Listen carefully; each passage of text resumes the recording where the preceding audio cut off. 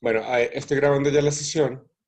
La idea de hoy es discutir sobre los temas de competencia. ¿Qué significa la competencia? Hay un modelo que en este caso yo particularmente les pedí a sus compañeros, ellos súper amables se pusieron con esto, para trabajar un modelo muy bonito, muy estructural para nosotros en la economía de la innovación, que es el de Nelson y Winter. Entonces, bueno, pues ese es el modelo que vamos a ver. Sin más, yo le doy la palabra a Arturo y a Carlos.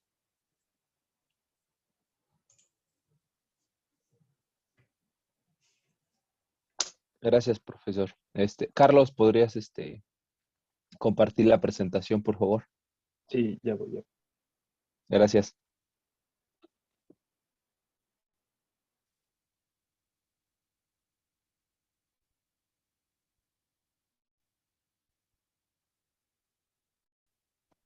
Ya la están viendo, ¿verdad, compañeros? Sí, Sí, ya se ve. Bueno, buenos días a todos.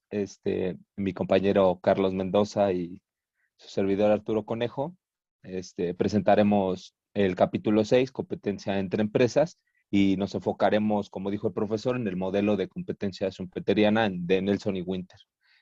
La que sigue, por favor, Carlos.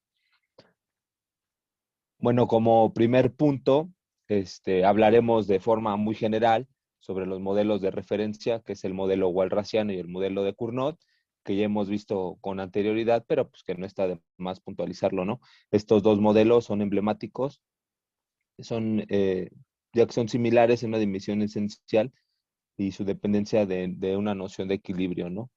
Eh, Les voy a exponer un poco sobre el modelo walrasiano, ¿no? Que como sabemos, pues describe una situación de mercado en condiciones de competencia perfecta, donde pues los bienes intercambiados son homogéneos, divisibles y no almacenables, y donde los compradores y vendedores pues conocen los bienes disponibles y actúan de manera óptima respecto a sus preferencias. Recordemos que otro supuesto fundamental para este modelo es que los agentes consideran al precio como exógeno, es decir, son tomadores de precios. Esto es importante porque estos supuestos son similares a los supuestos que veremos en el modelo de competencia schumpeteriana y que deben tenerlos muy presentes, ¿no?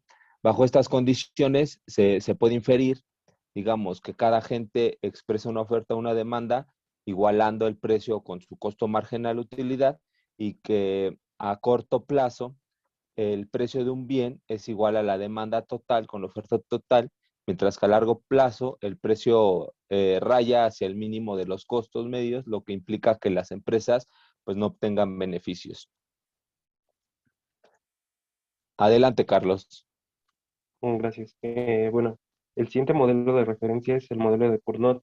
En este modelo, pues, parte de los supuestos que se ponían para la competencia perfecta ya no aplican, y eso hace pues que sea un poquito imperfecto el modelo, por así decirlo. En este caso, pues las empresas ya no son pequeñas, ya son un poco más grandes, y eso les da poder de mercado y capacidad de recibir el precio de los bienes que están produciendo. Otra característica en este modelo es que ambos conocen no solamente las características de sus productos, sino también la de sus rivales. Eso les permite pues también tener como información perfecta acerca de las acciones que podría tener su competidor. Em, ¿Eso qué es lo que causa? Bueno, que el precio resulte de la compatibilidad de las funciones de reacción o las curvas de reacción. ¿Hay algún economista que nos quiera decir qué son las curvas de reacción?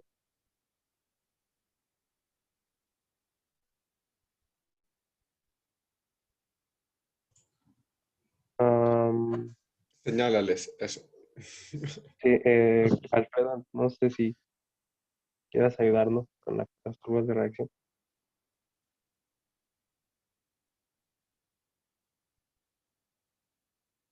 O, Están dormidos. o Rodrigo, no. No, acá no. Este, lo que recuerdo es que tienen una similitud con las fronteras de posibilidades de producción. Son aquellas en las que se encuentran los puntos donde se maximiza la producción de una empresa con los recursos que tiene disponibles. No tanto, pero es más o menos así. Sí son puntos de donde maximiza, pero de acuerdo a la cantidad que produce su rival. Es decir, las curvas de reacción son todos los puntos que marcan la cantidad óptima que cada empresa debería producir, tomando en cuenta la cantidad de producción que tuvo su rival. En este caso, pues el precio va a resultar de la intersección entre estas dos curvas, la curva de una empresa con la curva de la otra. En estos modelos casi siempre hay una empresa que es líder y otra que es seguidora y compiten vía el precio únicamente.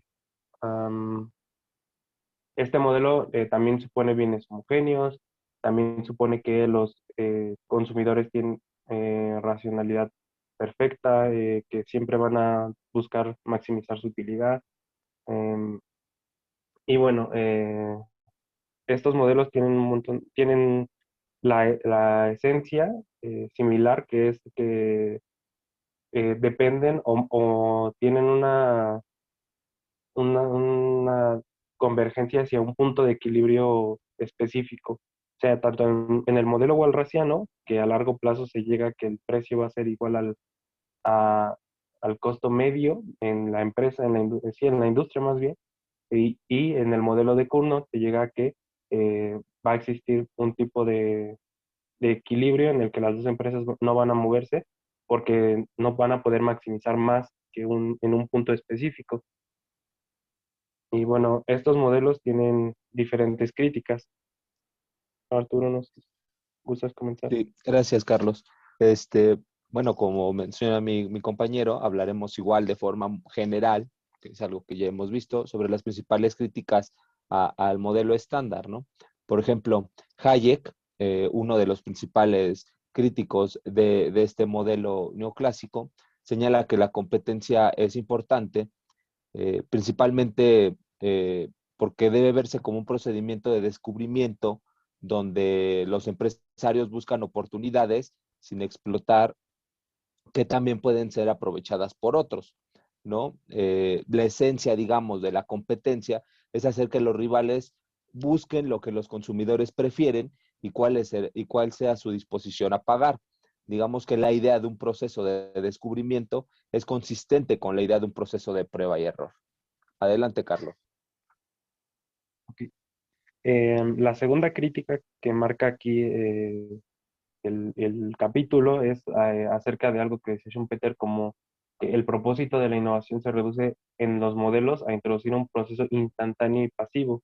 Schumpeter decía que básicamente la innovación le servía a las empresas para darles algún tipo de ventaja.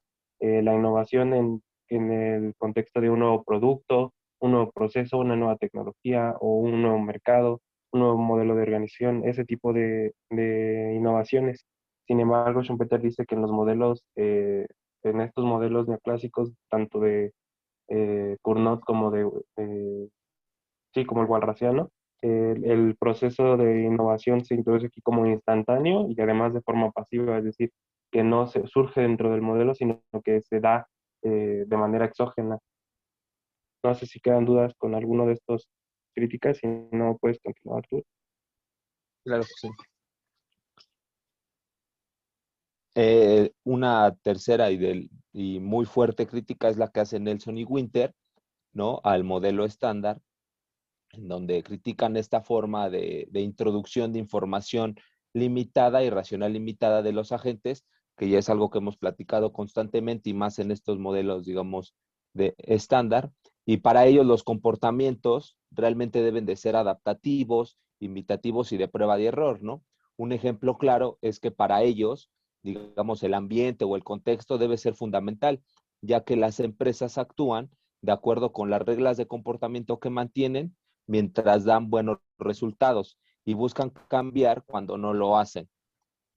A lo mejor y ya explicando el modelo, vamos a entender un poquito mejor de qué trata esta parte, ¿no? Entonces, la siguiente diapositiva, por favor, Carlos. Y adelante. Ok, antes de empezar, ¿existe alguna duda acerca de las críticas al modelo o de los modelos en sí mismo, de los modelos de referencia?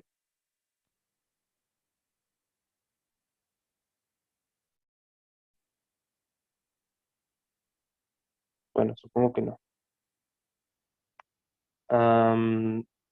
Ahora vamos a hablar un poquito acerca de los principios fundamentales, principios canónicos que dan pie a los modelos evolutivos. Todos estos principios, pues, aunque dan pie a varios de los modelos que se ven en el capítulo, pues no todos están completamente adecuados al modelo que nosotros vamos a tomar en específico. Sin embargo, pues sí sirven como una referencia y deberían de ser tomados para cualquier tipo de modelo evolutivo. El primer principio es que las empresas buscan acciones que generen éxito. En los modelos que se habían dado de manera neoclásica, pues había información perfecta y entonces las empresas sabían exactamente eh, cuáles eran las consecuencias de las acciones que ellos iban a decidir tomar. Sin embargo, lo que nos dice este principio es que las empresas no tienen información completa acerca de las cosas y entonces van a obtener la información a prueba y error. Es decir, van a tomar ciertas acciones en el mercado y su información va a provenir de la retroalimentación de las consecuencias de sus acciones. Arturo, ¿quieres decir el segundo principio? Sí. En el principio 2, donde las empresas compiten por la implementación de la novedad, esta es una característica, digamos, esencial de los comportamientos competitivos al atraer a clientes ofreciéndoles bienes y servicios con características distintivas, ¿no? Digamos que la concepción de competencia, digamos, evolutiva, lo que asume es precisamente que la competencia deba ser un incentivo para la creación de nuevos elementos. Lo que esto genera es que se enfatice la intensidad o la falta de intensidad en la voluntad y posibilidad de que las empresas puedan encontrar, digamos, medios originales de capturar una gran parte de la práctica de lo que se está deteriorando dentro de sus rivales. Entonces, esta parte de implementación de la novedad, que también vamos a ver ahorita en el modelo, va a ser fundamental para que las empresas puedan competir, ¿no? Entonces, adelante, Carlos. Ok. El tercer principio es que las empresas deben desarrollar capacidades para competir.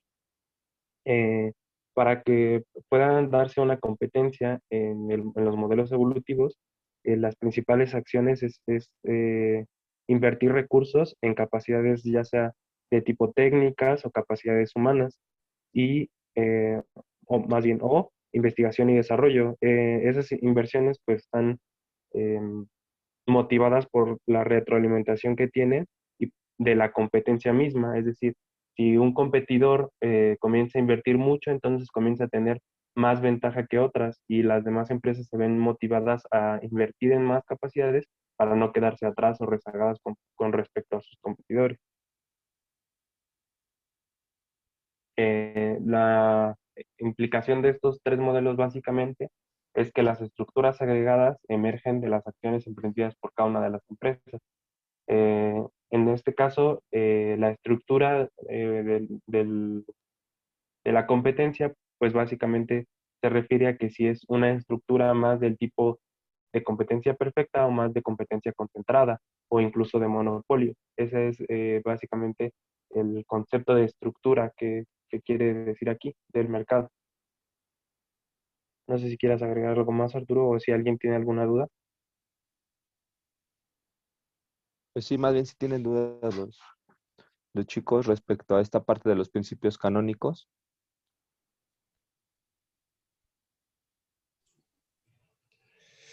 Yo tengo una duda, no sé si es aplicable realmente para el modelo o no, bueno, es en el modelo únicamente se habla de proceso innovativo o imitativo, pero no se contempla este proceso de imitación en el proceso del desarrollo de la innovación, no como tal en la innovación, sino en el proceso para llevar a cabo las innovaciones, es decir, los procesos, digamos, administrativos, por así decirlo, de en la imitación para poder llegar a llevar a cabo estas innovaciones por parte de las empresas rivales Ujú. o Bueno, únicamente, adelante, adelante. es ya parte del modelo. Hasta ahorita todavía no nos metemos a eso. Pero sí, tienes mucha razón y eso se ve un poquito en las limitaciones que tiene el modelo. No sé si gustas esperar a que lleguemos a esa parte o quieres que lo pongamos de una vez. No, no, si lo tienen más adelante, no esperamos entonces. Ah, gracias. Vale, gracias. ¿Alguien más tiene alguna duda?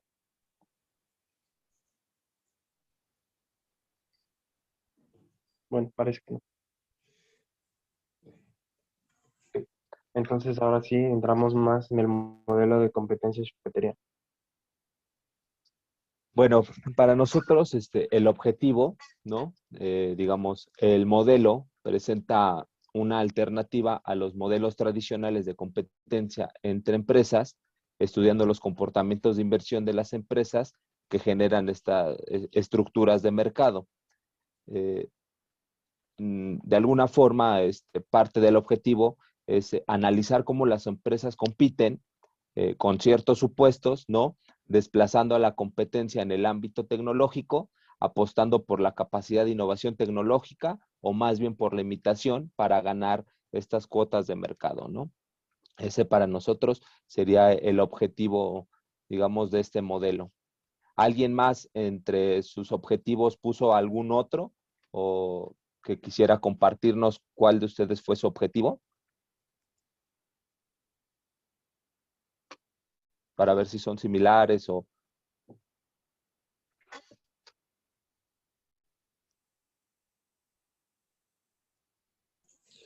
Pregunta de forma directa, Arturo, a alguna persona.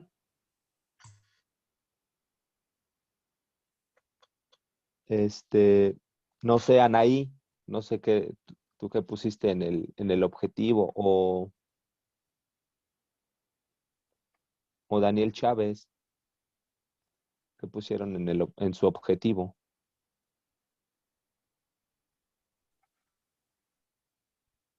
Hola. Pues el mío es muy similar, solamente puse que representaba el esquema de cómo el comportamiento de las empresas podía generar o modificar las estructuras del mercado. Ah, pues como vemos es muy similar. Ah, yo le agregué algo más, Arturo, A ver, dinos, Sergio. que aun cuando compiten para vender un bien homogéneo, buscan desplazar a su competencia en el ámbito tecnológico vía innovación e imitación. Perfecto. Sí, pues en general ese va a ser el objetivo, digamos, dentro del modelo. Ahí solo hay una cosa, Sergio, porque, o sea, sí, en el modelo evidentemente las empresas buscan ganar un mayor nivel de participación en el mercado, ¿no? Y en ese sentido es donde está este desplazamiento.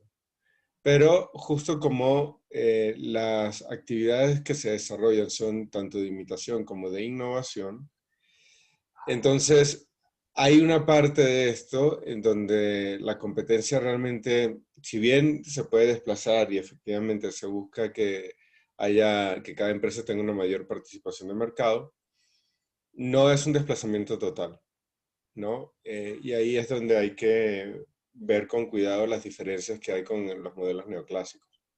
¿Por qué? Porque no es desplazamiento total. Porque si fuese así, ¿de quién puedo yo aprender para imitar?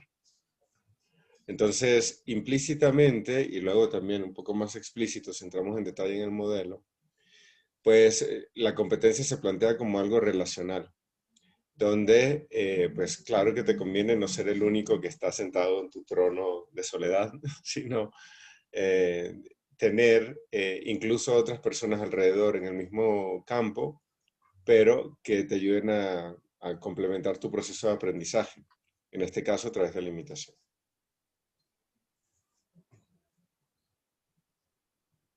¿Quedó claro eso que dije? Más o menos.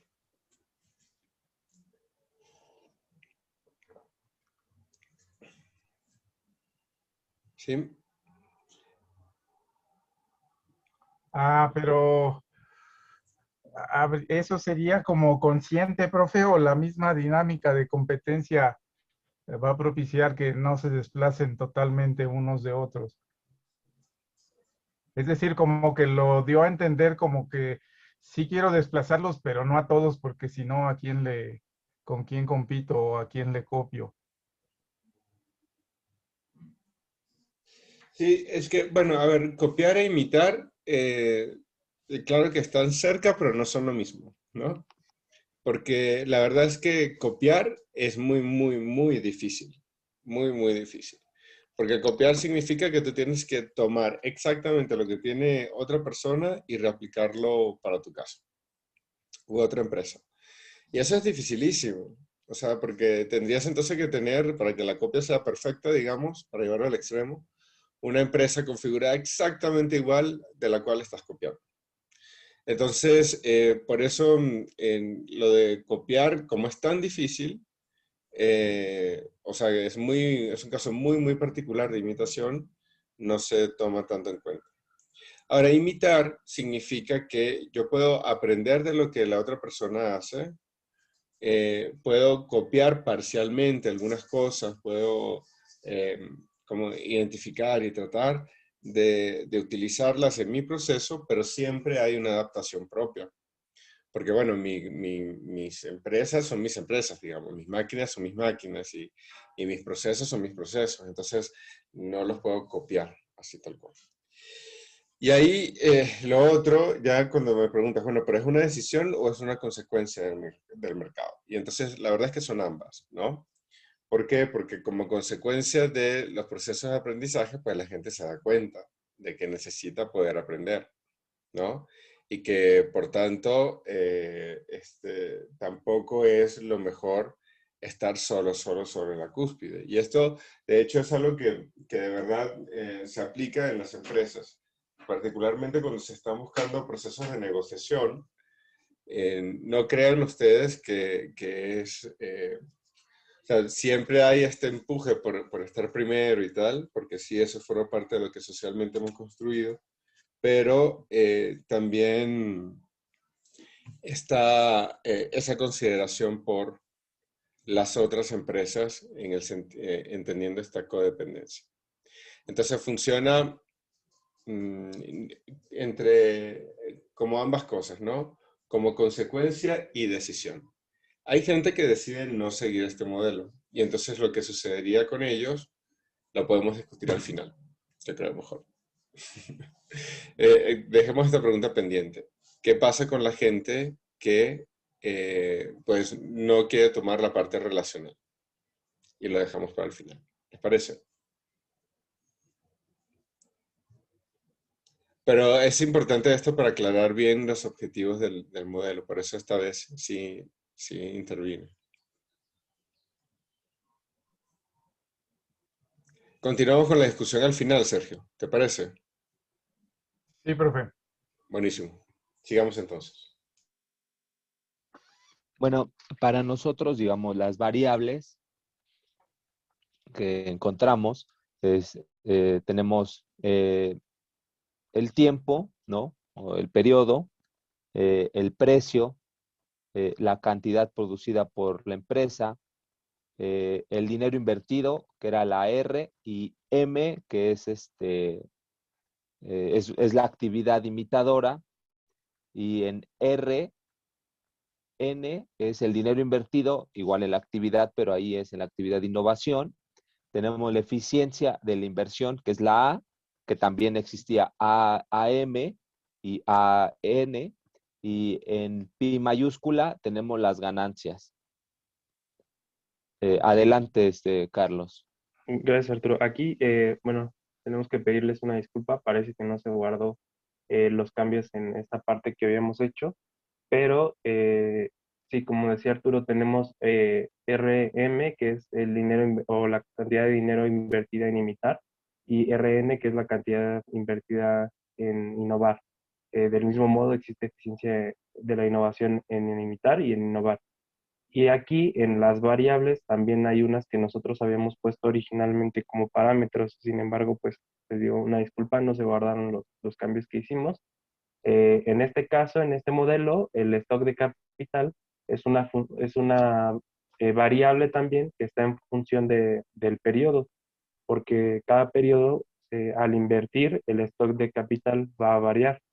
Entonces, esta parte del stock de capital también es una variable.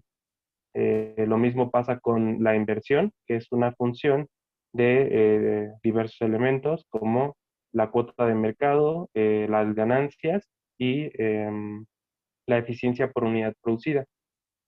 En este caso aquí, estos parámetros de M y N, pues tampoco deberían estar considerados, y los únicos que sí nosotros consideramos como parámetros son el número de empresas, la productividad de cada empresa, la oferta tanto de las empresas y de la demanda total, el costo por unidad de capital, que son parámetros, valores determinados, y el factor de depreciación, que tampoco está indicado cómo se calcula, sino que solamente se propone como un valor determinado. De nuevo, una disculpa porque se ve como, no se ve tan claro aquí ya cuáles son nuestras variables y nuestros parámetros, no se guardan los cambios que hicimos, pero no sé si alguien tenga alguna otra variable o parámetro que nosotros no hayamos agregado o que ustedes no consideren que sea parámetro o no consideren que sea variable.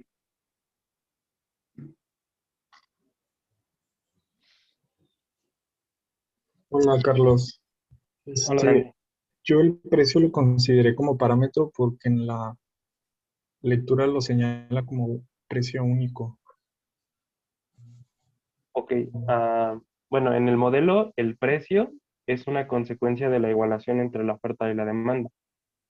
Como en cada periodo va a estar cambiando la oferta de cada una de las empresas, dado que existe este proceso de innovación, innovación e imitación, entonces el precio también se va a modificar por los movimientos en la oferta. Por lo tanto, el precio pues también es una variable. Que el asunto es que el precio puede ser único y cambiar. Es decir, es único en ese momento. Para ese momento, tú no tienes distintos precios. Es lo mismo que comentaba el profesor, que comenzaba como un parámetro y después se...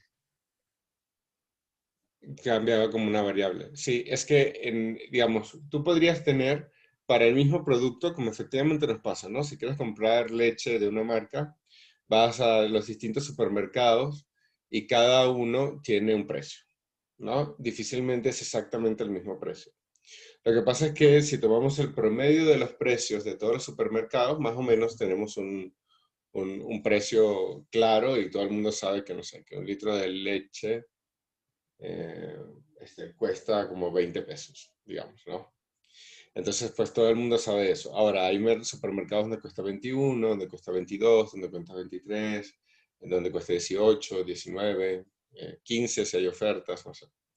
Y entonces, el precio, en ese caso, en los casos reales, realmente no es un valor único, sino yo tengo un precio promedio que no se aleja de la mayoría de los precios que yo voy a tener.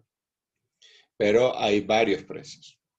Lo que dice este modelo es que para este caso, esa dispersión alrededor de los precios no la vamos a considerar, sino que ya de una vez nos vamos con el precio que sería como nuestro precio promedio, nuestros 20 pesos promedio. Y entonces eso va a ser así en cada periodo. En cada periodo yo no voy a tener una dispersión de precios, sino solamente uno, 20 pesos. Y yo por eso lo considero único, ¿no? Pero efectivamente surge, como decía Carlos, de la relación entre oferta y demanda.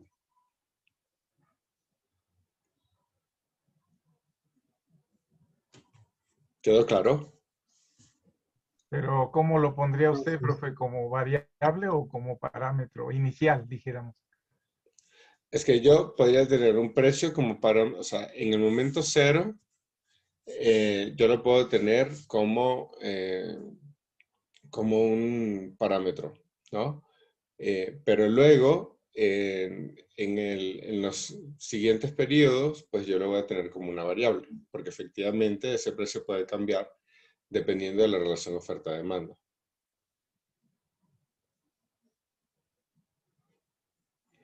Entonces, nosotros porque para hacerlo un poco más sencillo, en este caso, nosotros nos permitimos decir que las condiciones iniciales son parte de los parámetros. Y ahí los estamos agrupando. Entonces, bueno, por eso en el momento cero está ahí. Quizás, no sé qué les parece a ustedes, pero es algo que ya yo he venido pensando. Lo que tenemos que hacer es modificar el canvas y poner una sección más para las condiciones iniciales. Entonces, separar ya lo que va a ser variables, parámetros y condiciones iniciales. Y así nos evitamos un poco esta confusión entre variable y parámetro, ¿no? Cuando estoy en el primer punto. Pero bueno, si lo tenemos claro, no es tanto problema. Las condiciones iniciales las estamos considerando como parámetros de inicio, lo cual conceptualmente no está mal, ¿eh? Lo otro es como para dar más especificidad. Y el precio sí tiene una condición inicial, pero luego va a cambiar de acuerdo a la relación oferta-demanda. Entonces, se va a convertir como en variable.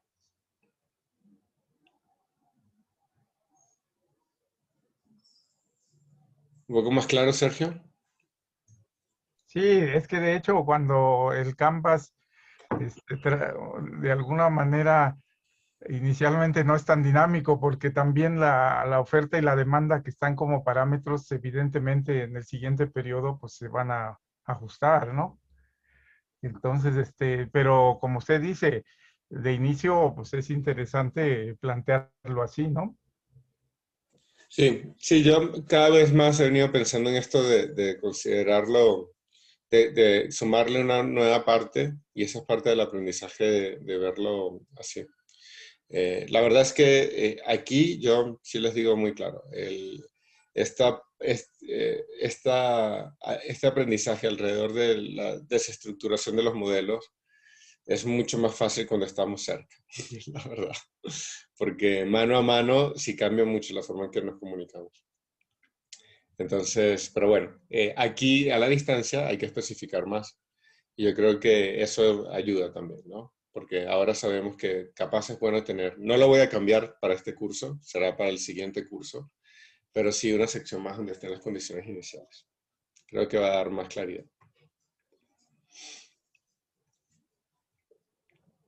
Bueno, ya sigamos porque Arturo tiene una cita importante. ¿Nadie más tiene, digamos, duda respecto a alguna variable o parámetro? Eh, sí, yo sí tengo algunas. Pero como están cambiadas, no sabría decir con precisión si realmente está en el lado equivocado o no. Por ejemplo, el de eficiencia de la inversión, esta que representa la eficiencia de la investigación tanto para imitar e innovar. Yo esa la consideré como parámetro.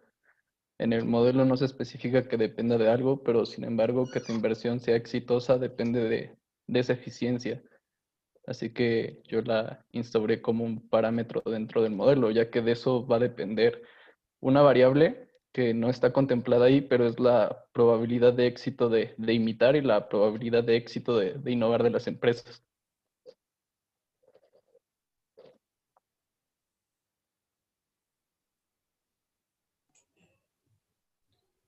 Ok, Arturo y Carlos, que piensen, él está haciendo dos planteamientos. Uno es si la eficiencia es variable o parámetro y que faltan dos variables más, ¿no? Que son las probabilidades de éxito. Ujú. ¿Ustedes cómo lo ven?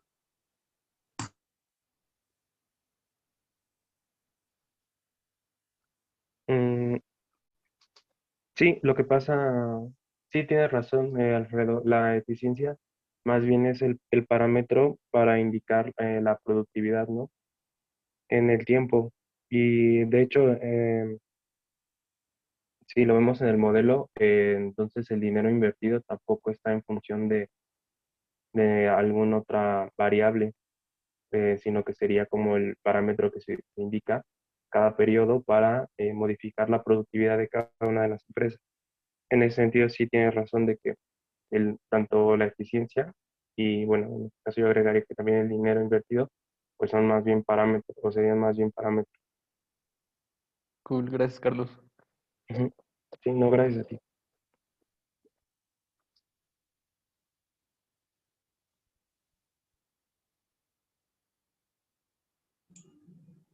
Y respecto a lo de la probabilidad de éxito, Yo lo había visto más como un resultado de esas dos exactamente, del dinero invertido y de la eficiencia, ¿no? Que al final es un punto mínimo, pero que ahorita en el modelo pues se iba a hacer referencia. Sí, lo que pasa es que eh, la cantidad de dinero invertido y la eficiencia que tenga va a depender más bien de cuál es la situación de cada una de las empresas. Em, Cada una de las empresas puede invertir diferentes cantidades de dinero y tener diferentes grados de eficiencia. Entonces, el resultado de este aumento en la productividad o de estos cambios en la productividad, pues va a depender de ambas, de cómo se encuentre o de qué tanto dinero se invierta, tanto en imitar o en innovar, y de qué grado de eficiencia tenga, pero de cada una de las empresas, porque recordemos que en esta parte es RIM, entonces la I es la empresa de la cual estoy hablando. Puede ser de la empresa uno, de la empresa 2, de la empresa 3. En ese sentido, pues podría ser la eficiencia de la empresa uno diferente a la eficiencia de la empresa 2 y diferente a la eficiencia de la empresa 10, por ejemplo.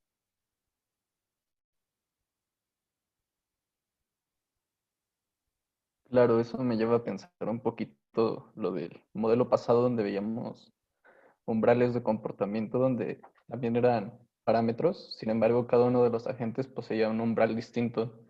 Ujú.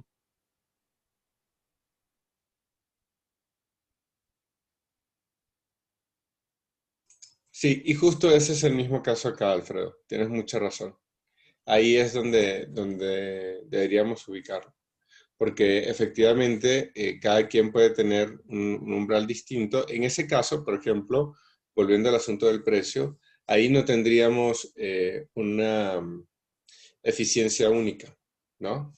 Por ejemplo, sino que tendríamos una eficiencia pues que está dispersa, donde cada persona o cada empresa que participa puede tener un umbral distinto, pero eso no quiere decir que vaya a cambiar. Digo, yo sé que esta parte de variables y parámetros es como la que más estresa porque es donde siempre nos detenemos más, ¿no? Pero créanme que es muy, muy importante. Si ustedes lo estuviesen programando, sería muy, muy importante. Y uno sí tiene que declarar la lista de variables y parámetros antes de meterlo en el código, ¿eh? Yo sé que, digamos, hay varias cosas acá. Esto es importante a nivel conceptual porque me dice qué cambia y qué no, y luego yo con eso puedo ir a fijarme en el modelo cómo funciona, sabiendo que hay algunas cosas que no van a estar cambiando. Y eso se relaciona con supuestos y con limitaciones. Pero además, la otra aplicación es muy práctica y es, ahora todo bien, porque no tenemos la tarea de hacer una programación, pero si la tuviésemos, esta declaración de variables y parámetros es por donde uno empieza. Y en ese sentido hay que meterlo todo, todo, todísimo, ¿no? Y ahí yo concuerdo con Alfredo que en la parte de variables sí falta las probabilidades de éxito. Porque ustedes imagínense que aquí con los objetivos, las variables, los parámetros y los supuestos comienzan a crear un mundo. Y entonces, claro, si cuando viene el desarrollo es como que ese mundo le doy play, ¿no? Y todo comienza a suceder. Pero si yo no tengo todas las herramientas que debía haberle puesto a ese mundo en la declaración previa, que es variables, parámetros y supuestos, entonces pues el desarrollo no se puede dar, ¿no? Porque es como que yo les pida que se monten en un coche y no dibuje ningún coche. Y entonces, ¿en qué se van a montar? Un poco esa es como la lógica. Pero de nuevo, esto es de ir y venir, siempre. Así es como uno va aprendiendo con los modelos, ¿eh?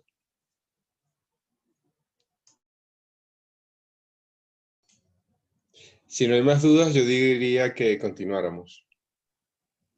Bueno, profesor, en ese caso, bueno, no hay como tal una, una, pues una literal, una letra que indique cuál es la probabilidad de éxito. O sea, me refiero, por ejemplo, en este caso, pi está indicado como las ganancias o R como la inversión eh, en innovar, imitar, pero la probabilidad de éxito no tiene como tal una letra. Entonces, ¿cómo podríamos poner nosotros esa probabilidad de éxito en términos de una, pues sí, una letra o algo que nos indique que eso es la probabilidad de éxito?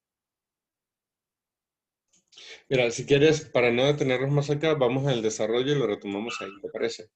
Ah, perfecto, sí. Bueno, primero tenemos que explicar un poquito cómo son los supuestos. Bueno, continuando con la presentación del modelo, esta parte de los supuestos es importante porque es en la forma como de cómo se va a comenzar el desarrollo del modelo, ¿no? Entonces, nosotros como supuestos pusimos en primer lugar que las empresas compiten por un bien homogéneo. Eh, ¿Alguien tiene duda de qué significa esta parte de bien homogéneo? Ah, para los que no son economistas o los mismos economistas tienen todavía dudas de qué es esta parte de un bien homogéneo.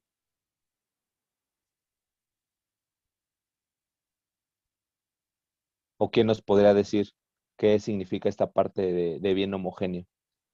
Por ejemplo, Rodrigo, Sergio.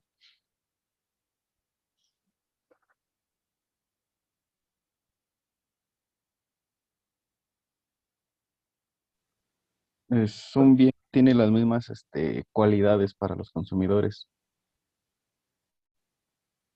Como, Exactamente, ¿no? El bien que producen las empresas, pues tienen las mismas características, por así decirlo. Entonces, para los que no son economistas, espero que quede claro esa parte de bien homogéneo. Entonces, ya, el segundo supuesto es que buscan obtener el máximo beneficio, minimizando, digamos, los costos de producción. Esta parte es fundamental, digamos, que es muy similar a la parte de competencia perfecta, en donde todo el tiempo vamos a estar buscando el máximo beneficio. Y el tercer supuesto es que en cada periodo son tomadores de precios. Igual, ¿alguien tiene duda con esta perspectiva de tomadores de precios? O igual algún economista que nos quiera decir qué entiende por esta parte de tomadores de precios para los que no son economistas. Por ejemplo, Alfredo. Pero, ¿te importaría si comento y me dices si lo estoy Adelante, interpretando bien? adelante, Anaí, adelante. Bueno, habíamos visto que se asume que el precio puede ser conocido como por todos. Entonces, ya los agentes solamente trabajan en función de este precio ya conocido porque no tienen como influencia mayor en modificarlo. Exactamente, Anaí. Es el famoso precio aceptante, ¿no? Donde pues las empresas, digamos, en competencia, pues, no tienen poder para definir estos precios, ¿no? Deben vender al precio, digamos, corriente al mercado. Solo yo aquí tengo un comentario. Sí, En el modelo creo que las empresas, si bien no tienen ese poder de poner el precio, sí lo pueden afectar, ya que se establece que algunas empresas tienen mayor participación y dependiendo de su inversión y sus probabilidades de éxito, tanto para innovar e imitar, pueden llegar a afectar el precio. Eso se ve en las últimas ecuaciones, pero pues igual creo que es un poco adecuado poner que todos son tomadores de precios. Creo que esta parte la daba más por el lado del consumidor que por la del productor. Mm, sí, tienes razón, Arturo. Lo que pasa es que sí, en efecto, las acciones de las empresas pueden eh, influir o incidir en el precio. Sin embargo, se dice que son tomadores de precio porque como tal no pueden fijar el precio. Pueden, sí pueden interferir en el precio, pero no pueden fijarlo. Dentro del modelo, incluso las acciones tomadas, que son, bueno, eso es otro de los supuestos, pero básicamente las acciones que ellos pueden hacer son invertir en innovar o invertir imi- en imitar y en innovar. Y el modelo dice que si deciden invertir en imitar, entonces la tendencia en el mercado es a que el precio se mantenga. Y si deciden innovar, pues la tendencia es a que el precio disminuya. En este tipo de modelo no existe una acción que las empresas puedan tomar o que por sí mismas puedan definir para aumentar el precio. Por eso se dice que son tomadores de precio, porque aunque puedan influir en él, no pueden como tal fijarlo. No sé si... Sí, justo así es. Sí, gracias. Adelante, Bueno, Carlos. sí, gracias, Arturo. Otro de los supuestos es el que el precio, pues es como tal resultado de la intersección entre la oferta y la demanda. Por eso se dice que pues no existe como tal esta parte de que se puedan fijar precios distintos, porque todo es esto básicamente, la intersección entre la oferta y la demanda. Las empresas pueden incidir en el precio moviendo la oferta. Eso a través pues de esta parte del siguiente supuesto que eh, las empresas solo pueden tomar dos acciones de inversión, imitar o innovar. Bueno, y el último supuesto es que no hay entrada de empresas y la salida de las empresas se da por falta de competitividad. Esto es cuando no se invierte lo suficiente, su factor de eficiencia de la innovación es malo o no invierten en mayor inversión en capital.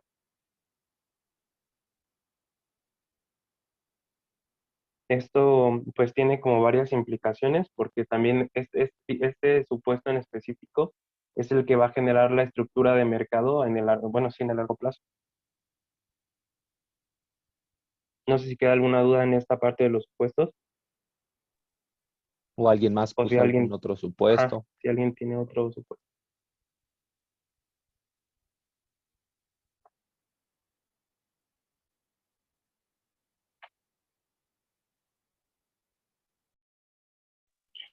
No, pues parece que no. Yo tengo una pregunta. Ah, sí, Jerry. ¿Se podría asumir, bueno, en este caso, podría entrar en los supuestos el aprendizaje por parte tanto de la imitación como de innovar?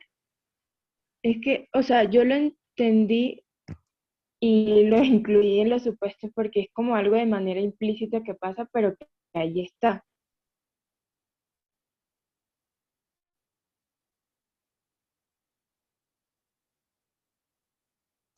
Mm, Yo en ese caso diría que es parte del proceso. Lo que pasa es que en los supuestos nosotros tenemos que poner todo lo que son como, bueno, se dice como lo más ontológico, que es lo que define lo que existe y lo que hay y lo que es, ¿no?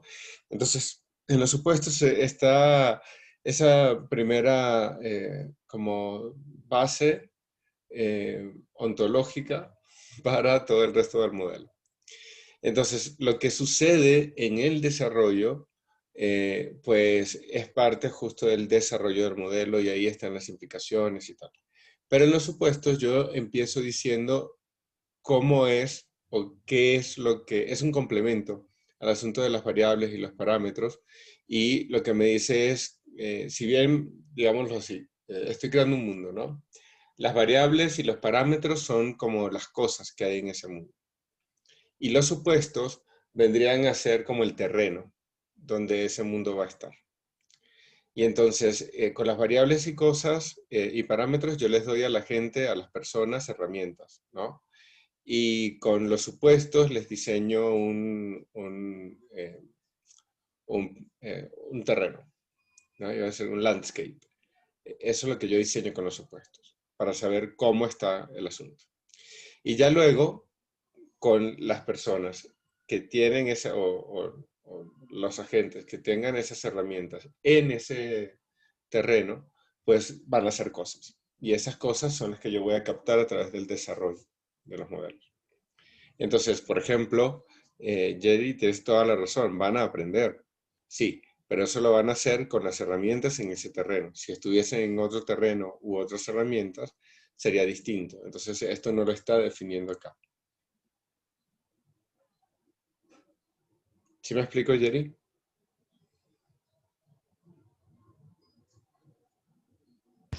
Sí, profe, muchas gracias. Ah, con gusto.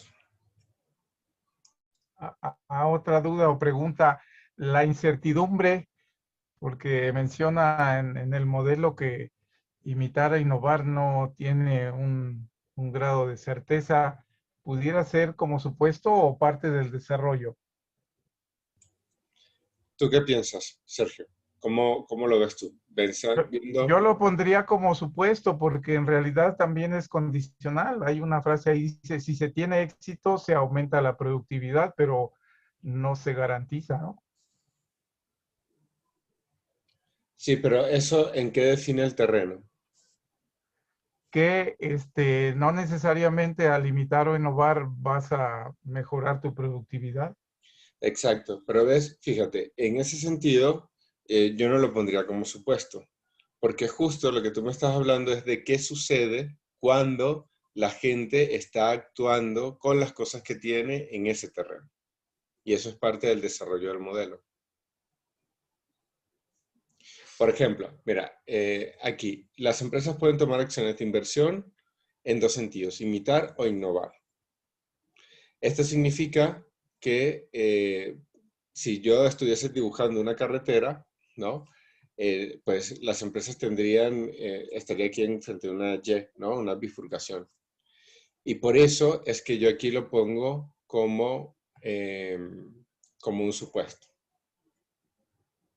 Cuando yo digo que el precio es resultado de la intersección entre oferta y demanda, yo estoy diciendo cuáles son los dos únicos procesos bajo los cuales yo puedo asignar un precio. ¿Qué otros procesos hay para asignar precios? Por ejemplo, ya fuera del modelo, ¿no? En la vida normal. ¿De qué otras formas se pueden asignar precios? ¿Siempre son por oferta y demanda? ¿Asignación de precios?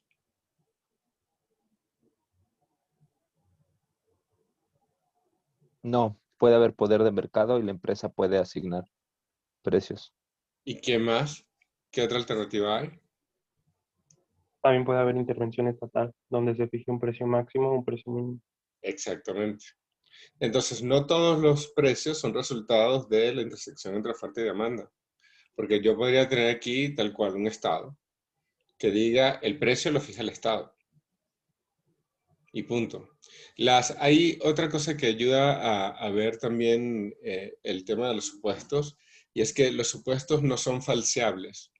Eh, ¿Ustedes han visto algo de epistemología?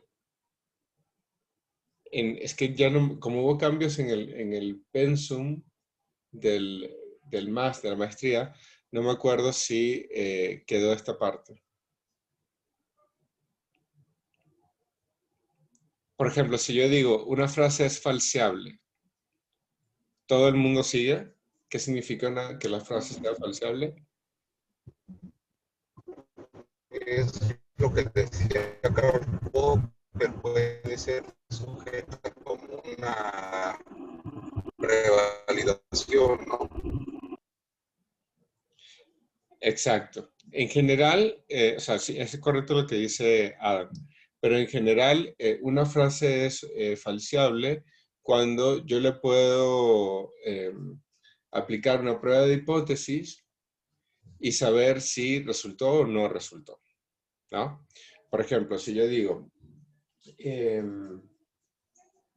cuando las personas comen, se quedan sin hambre, ¿no? Al final quedan saciadas. Eso yo lo puedo falsear. ¿Por qué? Porque puedo hacer un experimento y entonces ver si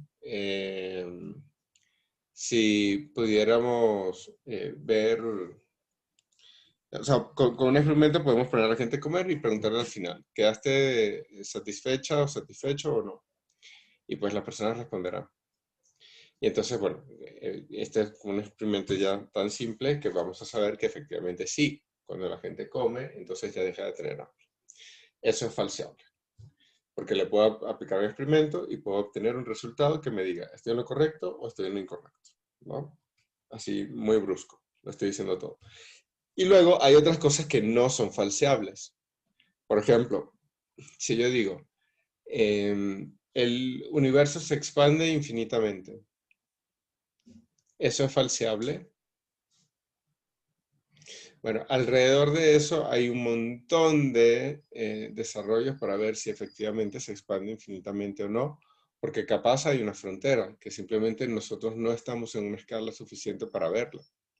Pero cuando yo digo infinitamente, la única manera que yo tendría que ver o que yo podría hacer para falsear eso es esperarme infinitamente, porque yo podría verlo y por eso podría llegar a una frontera, pero si le doy más tiempo, esa frontera se moverá, ¿no?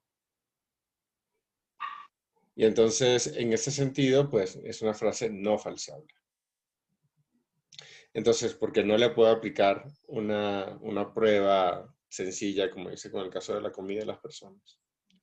En los supuestos, en general, yo voy a tener condiciones no falseables.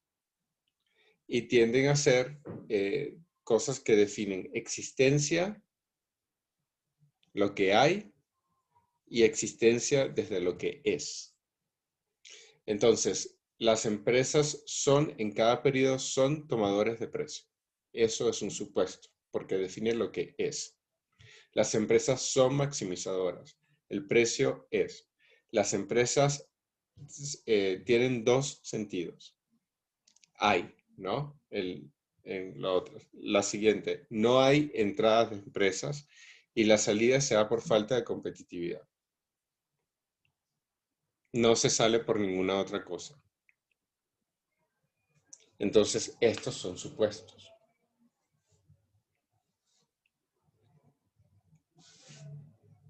¿Un poco más claro ahora, Sergio? Sí, profe. Buenísimo. Seguimos entonces, ya el desarrollo del modelo. Vale.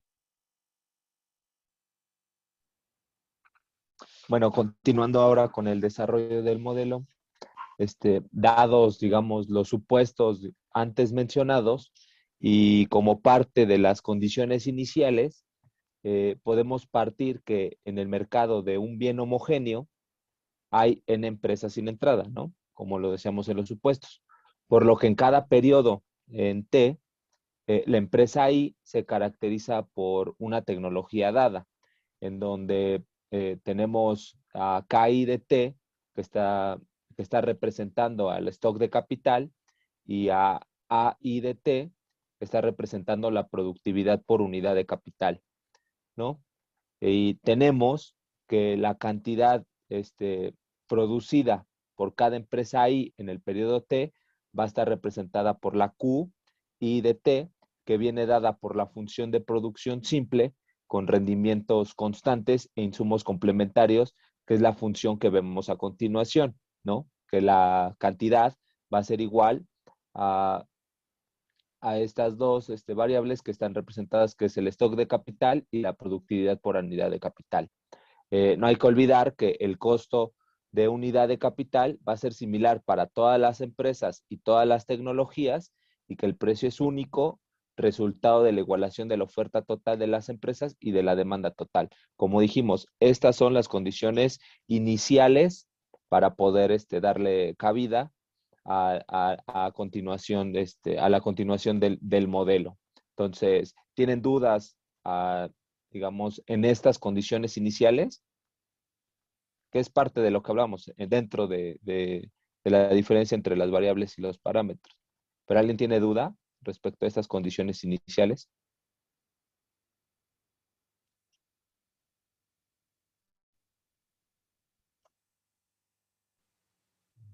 No, Arturo. Yo tengo una. ¿No? ¿Esa función de producción es conjugada?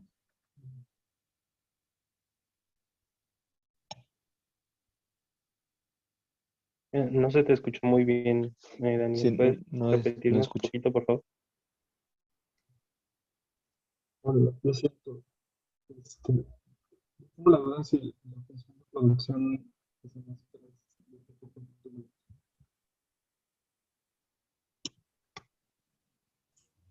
Se sigue escuchando mal, Daniel. ¿Por qué no lo escribes y lo leemos? Creo que va a ser mejor.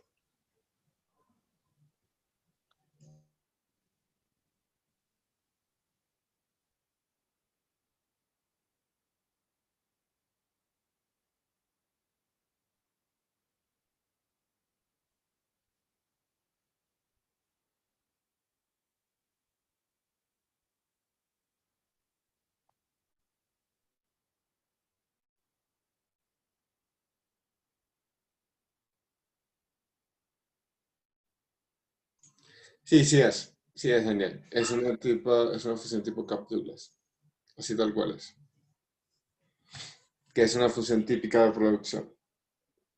Lo que pasa es que aquí estamos suponiendo que el- la, la parte de trabajo permanece constante, pero sí, ahí está.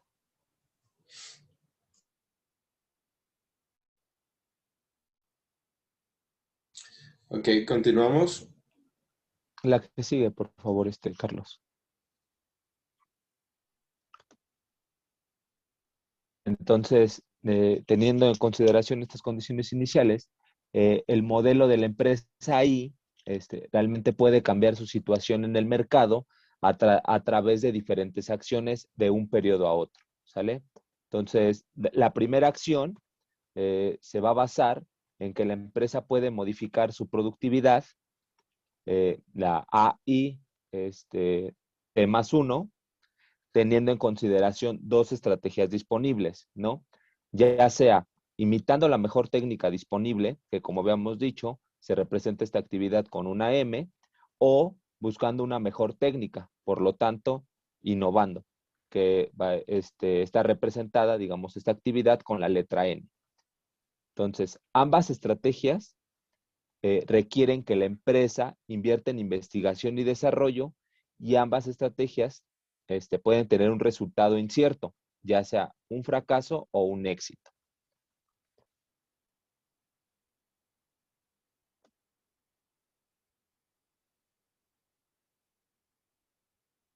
Esto, digamos, ¿de qué va a depender? Bueno, como hemos dicho, va a depender del dinero invertido en investigación, que va a estar representada por la R, que sería, y la RIM va a ser la unidad de capital para investigación y desarrollo imitativo, y RIN va a ser la unidad de capital para la investigación y desarrollo de innovación. Y también va a depender de la eficiencia de la actividad de la investigación, que como habías dicho, estaba representada por una A, que es para AM, para la investigación y desarrollo imitativo, para la eficiencia, perdón, de la actividad de investigación y desarrollo imitativo, y AN para la eficiencia de la actividad para la investigación y desarrollo de innovación. Y la probabilidad, digamos, de éxito va a ser igual, lo que comentábamos con Alfredo, al mínimo cuando se tiene una relación entre la eficiencia para la investigación y desarrollo imitativo más el dinero invertido en investigación igual para la perspectiva imitativa y el stock en capital, ¿sale? Y para la probabilidad de éxito, para la perspectiva imitativa, va a ser al minimizar igual estas variables, la eficiencia en actividad imitativa, el dinero invertido por unidad de capital en investigación y desarrollo imitativo, y esto en realidad es para la probabilidad de éxito. ¿Esto para qué es? Bueno, pues suponiendo, recordemos que uno de los supuestos es maximizar los beneficios, ¿no? Y para maximizar los beneficios, la empresa debe de tener este éxito. ¿Están de acuerdo? O sea, ¿alguien tiene duda respecto a esto?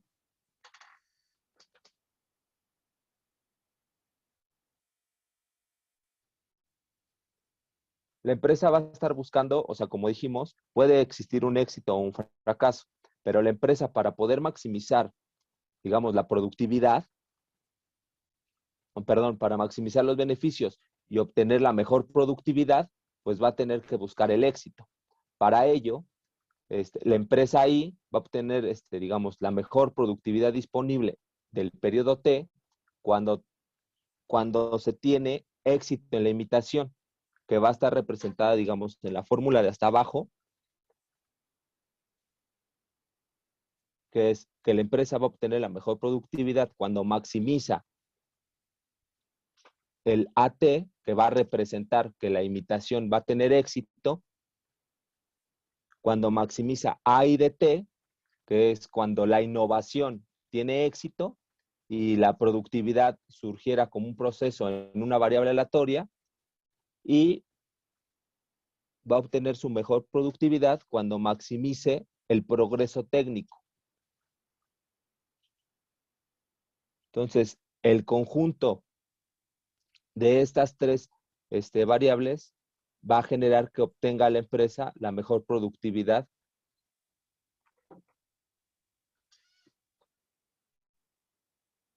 Si me dejas agregar algo, Arturo.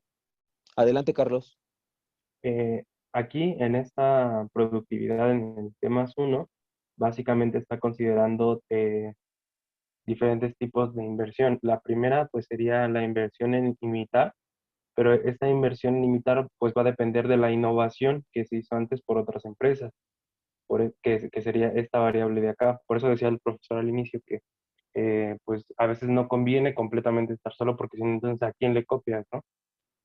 Si no existe un proceso que sea mejor, entonces la inversión en imitar pues no tendría sentido porque tú ya tendrías el mejor proceso. Ajá. No sé si esto queda más o menos claro así.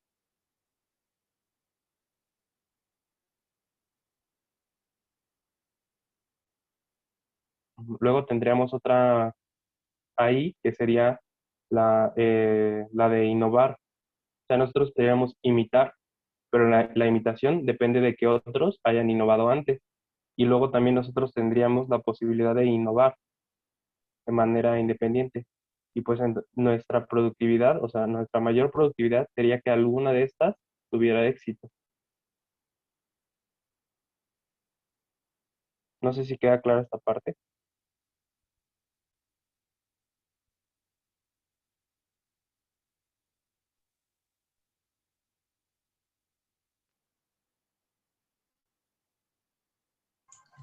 Yo creo que está claro. Si quieres avancemos y Ok, luego cualquier cosa volvemos ya al final. sí. Bueno, también otra de las situaciones que puede hacer la empresa, como vimos al inicio, la función de producción de la empresa dependía tanto de la eficiencia como del stock de capital. Eh, bueno, en este caso también la empresa puede invertir en aumentar su capital en los periodos. Ese aumento en el capital pues va a estar determinado por una inversión menos el factor de depreciación de ese mismo capital. Eh, la inversión depende básicamente de tres factores. La primera es de la participación del mercado de la empresa. Esto es la producción total de la empresa entre la oferta que hay sí, en el mercado. Es decir, qué tanto produce la empresa con respecto a la producción total del mercado. Esa sería la participación. Luego, la eficiencia por unidad producida, que va a ser igual al precio en el periodo por la productividad de esa empresa dividido entre el costo, que el costo, pues como ya lo dijo Arturo, es similar a todas las empresas y es como ya está determinado para todas las tecnologías también. Y el último factor es la ganancia por unidad producida para la empresa T. Digo, para la empresa I en el periodo T, pues va a depender del precio, la productividad, menos el costo y las inversiones que haga la empresa. No sé si queda alguna duda. Aquí no está definiendo como tal cuál es la función específica, pero sí nos está diciendo que la inversión de cada empresa en cada periodo va a ser una función de de estos tres factores. No sé si queda clara esta parte.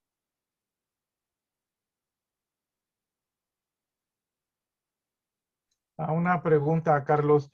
Entonces, se presupone o se entiende que las empresas pueden combinar ambos tipos de inversión, ¿no? Es decir, puedes invertir para innovar o puedes invertir para imitar, ¿no? Ujú.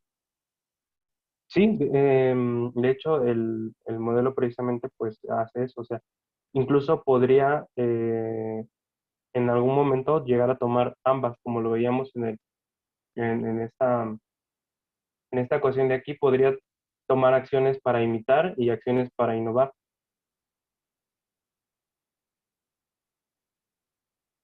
y también, pues al mismo tiempo, invierte en que aumente su stock de capital.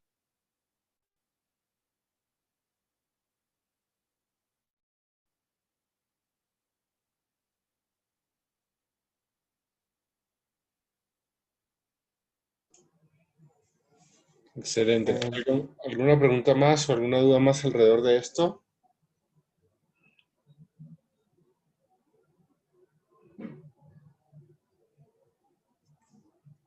Digo, las ecuaciones no son complicadas, fíjense. En cada una de las cosas es bien intuitivo. ¿Cuál es la participación de mercado de la empresa? Es QIT, que es la cantidad de lo que produce cada empresa, sobre ST, que es la cantidad total que producen todas las empresas. Entonces, esta es una relación sencilla. La segunda, la eficiencia por unidad producida, pues lo mismo. Tengo el precio, que fue lo que este precio único que va a estar en ese momento por la productividad sobre el costo. Entonces, por un lado tengo lo que yo voy a recibir en la parte de arriba y abajo lo que tengo que pagar. Y eso normalmente es una medida normal de eficiencia. Y finalmente, pues tengo las ganancias, ¿no? Que las ganancias pi van a ser, pues de nuevo, todo lo que voy a recibir, que es el precio por la productividad, menos el costo de producirla, menos las inversiones que yo hice, tanto en imitación como en innovación. Entonces, estas tres condiciones, pues son muy como tranquilas, ¿no? Porque de alguna forma lo que me están diciendo están expresando claramente, pues lo que yo estoy definiendo. Y luego, finalmente, pues está el asunto de la inversión, que efectivamente depende de qué tan grande soy para el mercado, de qué tan eficiente soy a nivel interno y cuáles son mis márgenes de ganancia.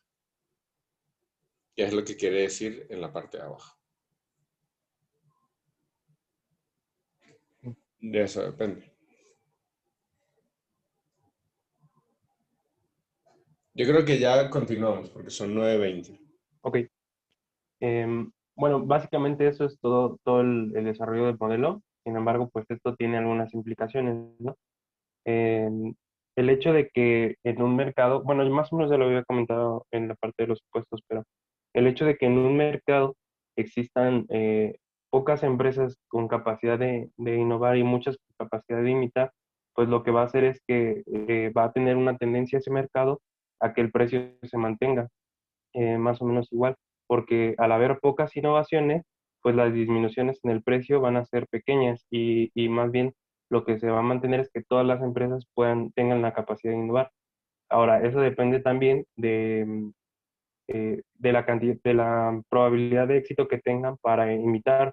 Si las empresas tienen suficiente capacidad para poder imitar y su probabilidad es alta de tener éxito, entonces el mercado pues se va a mantener con una estructura con más empresas, es decir, más tendiente hacia una competencia perfecta. Sin embargo, si las empresas no tienen éxito en su imitación, entonces van a perder eficiencia frente a sus competidores y entonces tenderán a salir de ese mercado. Y lo que va a pasar es que ese mercado va a comenzar a concentrarse. Lo que ocurre con la innovación es que si todos tienen altas posibilidades de éxito en innovación, entonces ese mercado va a tender a reducciones graduales en el precio o más constantes. Lo que va a pasar es que el precio va a comenzar a bajar cada vez más. Y lo mismo, si todas las empresas tienen altas posibilidades de éxito en innovación, pues entonces se va a mantener como un mercado menos concentrado, con con más empresas. Pero si solo algunas cuantas tienen éxito en esa innovación, pues entonces muchas van a tender a salir de ese mercado por falta de eficiencia y entonces el mercado se va a empezar a concentrar. No sé si queda clara esa parte de las implicaciones que tenga el éxito o no. Bueno, supondremos que sí. Em, si quieres, pues pasamos a las limitaciones. ¿Sí? ¿Quieres empezar, Arturo? Claro. Sí, solamente recordar que esta parte de cuando las empresas, digamos, son más exitosas, se invierten en capacidades, pues esto provoca o genera que haya un aumento en la oferta y que hace bajar digamos, el precio en el mercado, ¿no? Por lo tanto, creo que las empresas menos eficientes, como dijo Carlos, van a salir de ese mercado porque su productividad va a ser demasiado baja, por lo que va a permitir que el precio cubra, digamos, para que pueda, digamos, permitir que su precio cubra el costo de producción, ¿no? Entonces, eso es parte también dentro de este modelo que va a generar este proceso de concentración en las estructuras de mercado. Parte de las limitaciones, y que el profesor no me dejará mentir, tiene que ver con cuando hicimos, digamos, la charla, platicábamos acerca de que lo veía yo de forma muy neoclásica esta parte, ¿no? Y que una de las limitaciones que yo consideré es que el modelo no contempla que pueda existir la posibilidad de poder de mercado, dada la concentración de la estructura exactamente de este mercado. Yo decía que no lo contemplaba, el profesor decía que sí se generaban estos, digamos, esas estructuras de monopolio, oligopolio, pero que no se tienen bien, digamos, bien diferenciadas dentro de la parte, por lo menos escrita en este capítulo. Pero para mí, dentro de este capítulo, no existe esa posibilidad de poder de mercado, ¿no? O bueno, no se tiene contemplado. Entonces, adelante, Carlos. Y tienes razón, no está. Ajá. Bueno, sí. La otra limitación es que en este tipo de modelos de mercado no contempla todos los tipos de innovación, pues los bienes se mantienen homogéneos. Tampoco, como decía eh, Rodrigo, pues no contempla como tal el tipo de innovaciones que se hacen de manera administrativa o de manera organizacional. Aquí solamente se basa en la innovación en procesos, que si un proceso o una tecnología es más eficiente que la otra, pero sigue contemplando los bienes de manera homogéneos, no contempla la diversidad en los bienes o en las características específicas de los bienes. Incluso hay algunas teorías que dicen que muchas empresas compiten ya no solamente por el producto en sí mismo o por los procesos, sino por las calidades en el servicio, ¿no? Por ejemplo, Apple es como muy específica en eso, porque le da mucho seguimiento a las compras que hacen pues sí, sus consumidores, y entonces los centros de atención al cliente em, de Apple son también como reconocidos por eso, por tener una muy buena calidad, y eso pues también les hace ser o tener un poco más de eficiencia con respecto a sus competidores. No sé si queda como dudas en esta parte. Otra limitación que nosotros vemos es que no contempla organizaciones intermedias o estructuras institucionales.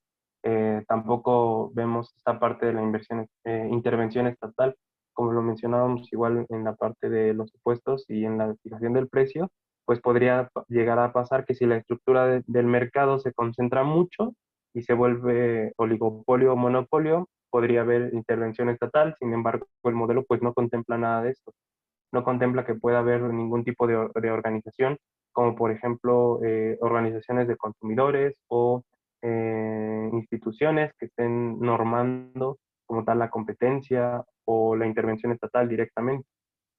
El modelo tampoco explica la manera inicial de convergencia entre la oferta y la demanda. Esto es un poquito de lo que hablábamos al inicio, como que no se tiene claro en el modelo cómo es que surgen estas condiciones iniciales, ¿no? Cómo es que se fija un precio en un punto inicial del modelo. Eh, este modelo también, por ejemplo, contempla a la demanda como una variable porque depende de cada periodo. Sin embargo, no nos dice cómo se mueve esa demanda en el tiempo o de qué depende que se mueva. Todos estos factores como exógenos que mueven a la demanda no los especifica de manera concreta el modelo.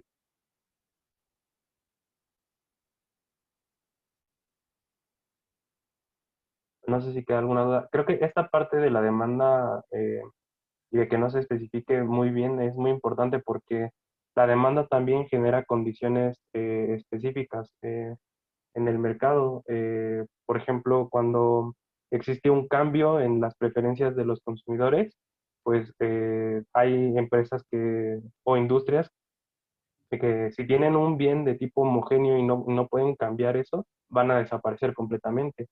Es lo que pasó, por ejemplo, con los VHS, ¿no? Y todo este tipo de cosas, o las cámaras fotográficas, que yo no sé si aún existan tiendas Kodak en alguna parte, pero pues ya es muy difícil verlo, y si no, eh, eso, bueno, la desaparición de ese tipo de tiendas se da precisamente por cambios en las demandas, ¿no? O cambios que hay nuevos productos.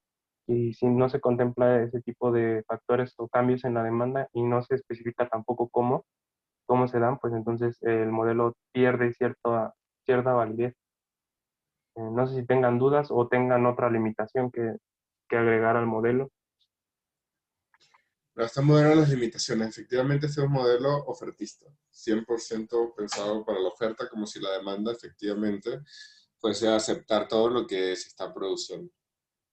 Y no es el caso. Pero yo concuerdo.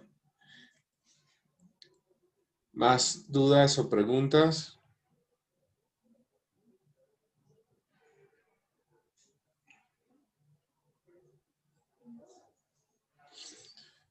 ¿No? De las que quedaron pendientes, es que yo la verdad confieso que estaba... Sí, Daniel. Yo coloqué algo que no sé si sea como tal una limitante, pero la incluí ahí.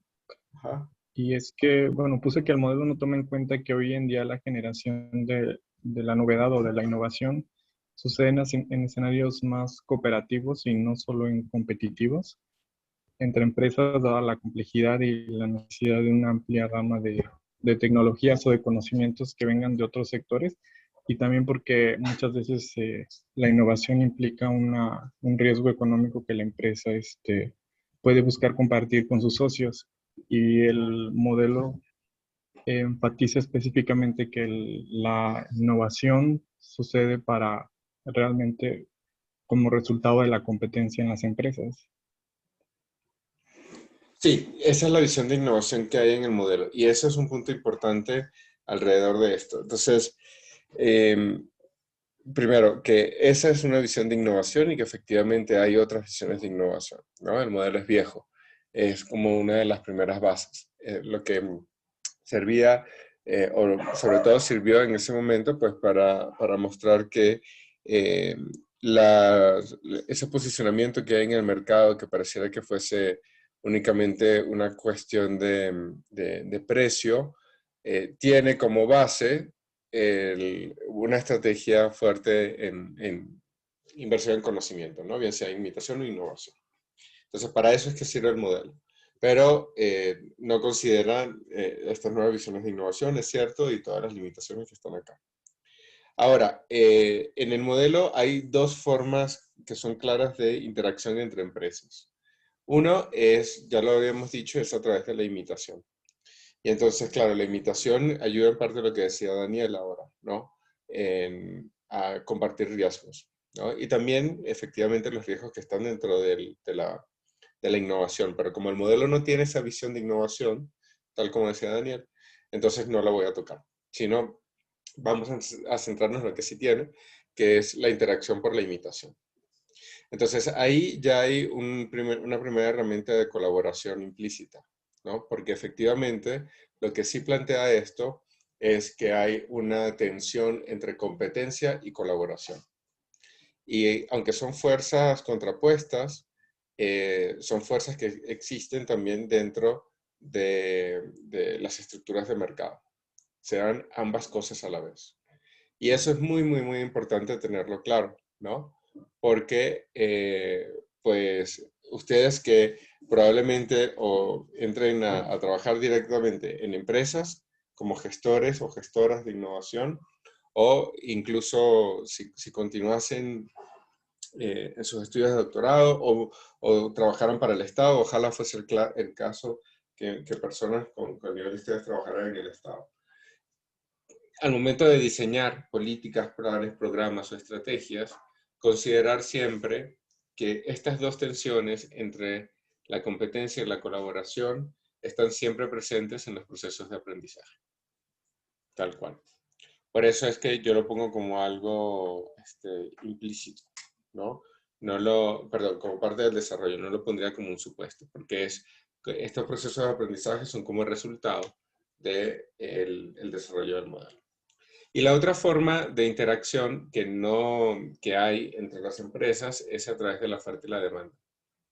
Y entonces, por ejemplo, pues claro que cuando hay, o sea, solo para tomarlo desde la visión que presenta el modelo, ¿no? Cuando todas las estrategias son de innovación y no hay imitación, sucede justo lo que decía Carlos, que es que los precios tienden a bajar y entonces pues hay una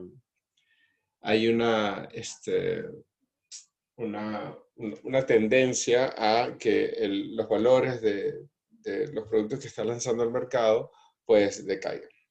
Entonces, de alguna forma, incluso ya por estas condiciones que se dan de oferta y demanda, te conviene que no todo el mundo sea completamente innovador, sino que hayan personas que hagan un mayor nivel de imitación. Porque eso, dentro de todas las fuerzas que son contrapuestas, pues te ayuda a que los precios se mantengan a un mayor nivel. Esa es una conclusión directa de este modelo. Entonces, así como estos, hay muchas otras relaciones de colaboración y competencia. Muchas otras. Y yo lo que resalto más es justo mostrarlas como de forma interactiva, ¿no? Y parcialmente el modelo muestra esto. Igual les cuento que esta es la versión como más sencilla y más inicial del modelo. Ha cambiado mucho y ha evolucionado.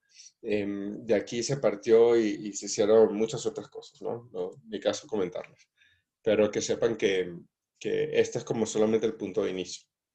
El tema del poder todavía no entra de forma muy, muy clara en la mayoría de los modelos. Hay algunos que sí, pero es menos común, ¿no? Pero, por ejemplo, la homogeneidad de los bienes, se han hecho cosas, la intervención de organizaciones intermediarias, se han hecho cosas, y la manera en que interactúa oferta y demanda también.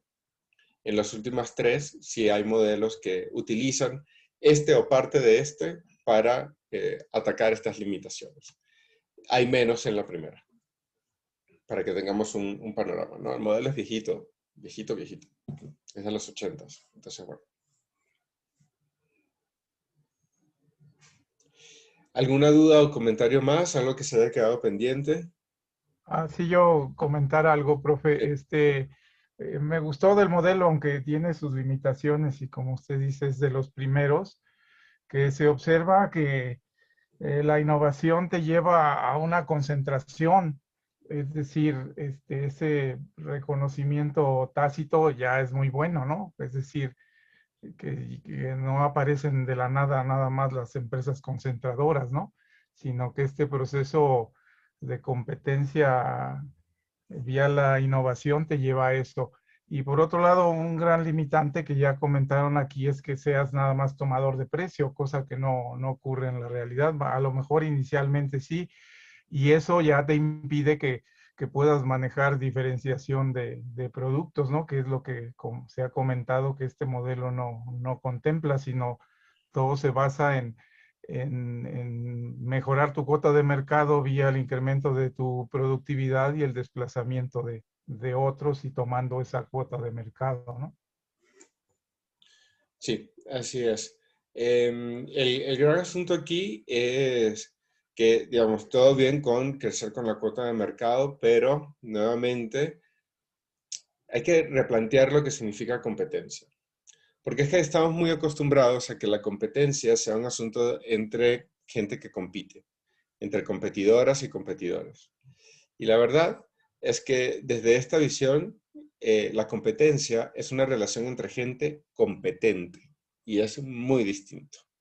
Es muy distinto una competencia entre personas que compiten y una competencia entre personas competentes, ¿no? Y este es un modelo, esta visión es competencia de personas competentes o empresas competentes.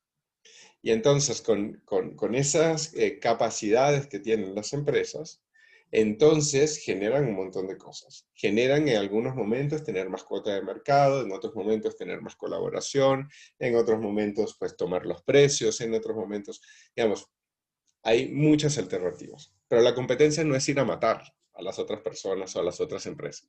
No es destruirlas y quedarte tú como el rey, la reina máxima de todo tu mercado y los demás pues que aguanten, ¿no? No, porque eso viene también con riesgos para uno mismo. Al final, la competencia es una estrategia de integración dentro de un sistema complejísimo de relaciones. Complejísimo, ¿no? Tanto que cada vez que vemos un modelo de competencia, pues van a aparecer estas y más limitaciones. Entonces, más que ir a destruir a las empresas adversarias, desde esta visión de competencia vamos a ir a buscar formas de inserción dentro de un sistema. Y nosotros vamos a ver aquí donde estoy, qué tengo yo alrededor, qué gente está en lo mismo que yo. Hasta qué punto me interesa a mí posicionarme tal que estas personas pues puedan también estar o no. ¿Me conviene que estén? ¿No me conviene que estén? En fin, habrá muchas preguntas. Pero yo no diría que lo derriba, pero sí considera que el hecho de esta competencia como normalmente la vemos entre competidoras o competidores, en lugar de gente competente, esta visión es solo una alternativa. Una entre todas las otras. Porque sí la puedes aplicar. Y hay mucha gente que se enfoca en eso. Pero viene con altos riesgos y tienes que saber si tú tienes el capital para pagar todos esos riesgos, ¿no? De mínima. Para que puedas hacer todas las inversiones como la muestra el modelo. Entonces lo principal es eso, reconfigurar qué significa competencia. La competencia es una relación de gente competente. Y luego esa gente competente puede hacer muchas cosas. Puede competir, puede colaborar, puede ir a matarse entre unas y otras, pueden hacer muchas cosas, ¿no? Pero lo primero es que sea gente competente y luego vemos qué alternativas hay y cómo es.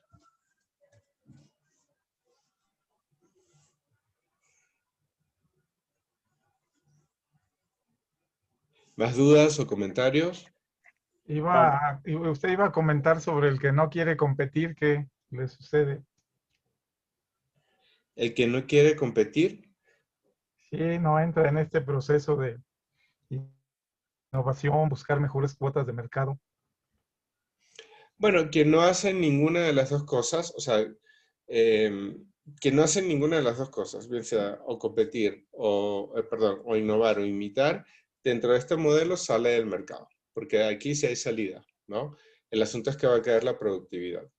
Y eso sí tiende a ser como algo un poco más estructural, es decir, si tú no tienes ningún tipo de proceso de aprendizaje, por más chiquito que sea, entonces, pues sí va a pasar esto de que la gente va a salir, ¿no? Pero si tienes algún proceso de aprendizaje, pues lo que muestra el modelo es que vas a poder permanecer. Tus cuotas de mercado pues dependerán de la intensidad de esos procesos de aprendizaje según este modelo, pero sí va a permanecer. ¿Era eso, Sergio? Sí, y preguntarle, ¿por qué cree usted que pusieron el supuesto de que no hay entrada de empresas? ¿Complicaría el modelo? Digo, bueno, porque en la vida real siempre salen y siempre entran, evidentemente no a todos los niveles, pero siempre se da ese proceso dinámico, ¿no? Lo que pasa es que lo que querían mostrar es, o sea, porque si entra una nueva empresa, entra alguien que viene con una curva de aprendizaje distinto, ¿no? Porque, bueno, la empresa nueva que viene tiene muchas cosas para aprender. Muchas, o sea, desde lo productivo hasta lo que significa la estructura, generar la estructura legal de una empresa, organizarla, en fin. Entonces, más bien, no dejan que entre nadie nuevo para no meter ese ruido que significa las curvas de aprendizaje iniciales. Las empresas cuando están entrando de forma inicial pasan por varios procesos de reestructuración que son muy fuertes, ¿no? Porque como todo está cambiando, es difícil, es difícil. Ser emprendedora o emprendedor es complicado. Y entonces, al principio, de hecho, hay varias literaturas que hablan, no sé si han escuchado lo del Valle de la Muerte, ¿no? Para las empresas, que es cuando entras, la abres y tienes que meter un montón de inversión y no tienes suficientes ventas para comenzar a recuperar esa inversión durante un periodo y le tienes que seguir metiendo lana y así, ¿no? Entonces, bueno, para evitarse todo eso, dijeron, bueno, vamos, no llega nada de nuevo, ¿eh? Solamente aquí lo que vamos a ver de las que están, cómo son sus procesos de aprendizaje. Y mostrar que los procesos de aprendizaje pueden ser tales que pueden llevar a que las empresas salgan. Ahora, si yo quiero una entrada nueva de empresa, yo no puedo decir que, bueno, por el hecho de que yo así venga con 500 millones de euros, voy a poner una empresa de refrescos y esa empresa compite vis a vis con Coca-Cola. No, pues no, porque Coca-Cola tiene tanto aprendizaje de toda su vida como empresa, que así yo llegue con toda la lana del mundo y monte una de refrescos mañana, no voy a poder competir. Entonces, por eso dejan las empresas nacientes no las meten acá. Porque lo que quieren ver es de las empresas que hay que tengan unas condiciones más o menos similares, ¿qué sucede si no hacen algún tipo de inversión en conocimiento? Pero hay modelos donde nacen y mueren empresas. Sí, sí lo saben.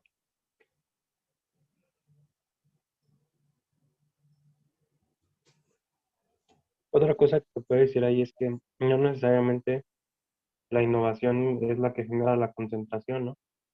Porque, por ejemplo, en el modelo, si existe capacidad de éxito para todas las empresas que imitan, entonces no va a haber concentración por mucho que una u otra logre innovar.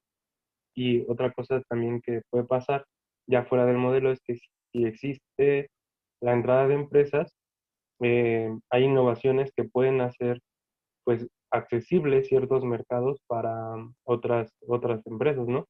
Podría ser que una innovación permita procesos mucho menos costosos y eso haga que haya empresas que a lo mejor que estaban interesadas en entrar en ese mercado, pero no podían porque la tecnología para ese mercado pues necesitaba o requería una gran inversión, pero con algún tipo de innovación que permita una tecnología más barata, pues podrían entrar en esos mercados. Entonces la innovación no necesariamente supone concentración de mercado. Muy de acuerdo, ¿eh? Muy de acuerdo. Porque es que una de las cosas que tampoco ve, como los bienes son homogéneos, acá no cambian. Esta caracterización de bienes tiene varias implicaciones. Por ejemplo, no ve las relaciones intersectoriales. Porque pareciera que eso como que ya está dado, ¿no? Y ahí, de hecho, es una de las críticas que también se le hace a este modelo, ¿no? Porque por un lado, te dice que estás invirtiendo en innovación o en imitación, y por otro lado, que todos los bienes son homogéneos. Y entonces como que esto no me checa, ¿no? Porque si una empresa está imitando, pues el bien que va a lanzar, bueno, está innovando, sobre todo, también con la imitación, pero bueno, si está innovando, el bien que va a lanzar no va a ser homogéneo, va a ser distinto, ¿no? Entonces como que es medio contradictorio. Pero bueno, lo que quiere decir es que todas las empresas que no logren este nuevo bien, pues básicamente van a comenzar a salir en un periodo. Pero sí, esa es otra limitación.